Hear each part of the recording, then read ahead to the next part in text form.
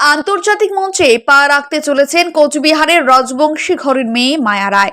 কোচবিহার ২ নম্বর ব্লকের হরিপুর গ্রামের এক সাধারণ পরিবারের মেয়ে মায়া রায়। কোচবিহার ২ নম্বর ব্লকের হরিপুর গ্রামের এক সাধারণ পরিবারের মেয়ে মায়া রায় ছোটবেলা থেকেই অদ্যম স্বপ্ন আর লড়াই ছিল তার সঙ্গী। পড়াশোনার পাশাপাশি long jump, high jump, gymnastic সব খেলাতেই ছিলেন সমান দক্ষ। তবে নিজের আসল জায়গা খুঁজে পান পাওয়ার লিফটিংয়ে।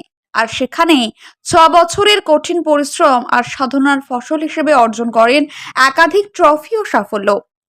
গত বছর মধ্যপ্রদেশের গাংলিওয়ে অনুষ্ঠিত জাতীয় পাওয়ার লিফটিং প্রতিযোগিতায় চ্যাম্পিয়নের খেতাব অর্জন করেন মায়া। আর এই সাফল্যের হাত ধরে এবার তার ডাক পড়ছে আন্তর্জাতিক পর্যায়ে থাইল্যান্ডের ব্যাংককে হতে চলা এক প্রতিযোগিতায় অংশগ্রহণের জন্য।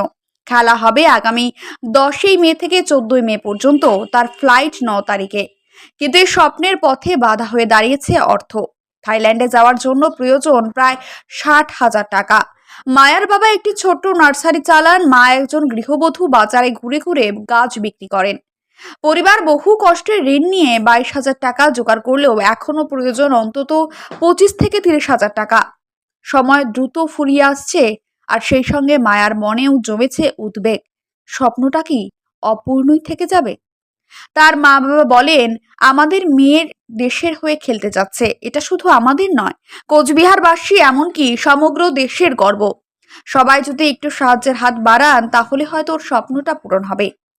মায়া রায়ের এই লড়াইটা শুধু একটি মেয়ের সাফল্যের গল্প নয়, বরং তা এক সংগ্রামী নারীর প্রতিচ্ছবি, যে বাধাকে পাত্তা না দিয়ে এগিয়ে চলছে নিজের লক্ষ্য পানে। এখন শুধু প্রয়োজন মানুষের পাশে থাকা, একটুখানি সহানুভূতি আর সময় মতো কিছু সাহায্য। এদিকে রাজবংশী ঘরের মেয়ে মায়ার স্বপ্ন পূরণে বাধা হয়ে দাঁড়িয়ে অর্থের অভাব। এই খবর শোনার পরেই মায়ার বাড়িতে ছুটে গেলেন কোচবিহারের জেলা তৃণমূল কংগ্রেসের সভাপতি তথা কোচবিহার এমজেন মেডিকেল কলেজ ও হাসপাতালে রোগী কল্যাণ সমিতির সদস্য অভিজিৎ দেবভূমি। দরিদ্র এই পরিবারের পাশে থাকার বার্তা দিলেন তিনি। পাশাপাশি সাধারণ মানুষকেও মায়ার স্বপ্ন পূরণের জন্য এগিয়ে আসার বার্তা দিলেন অভিজিৎ বাবু।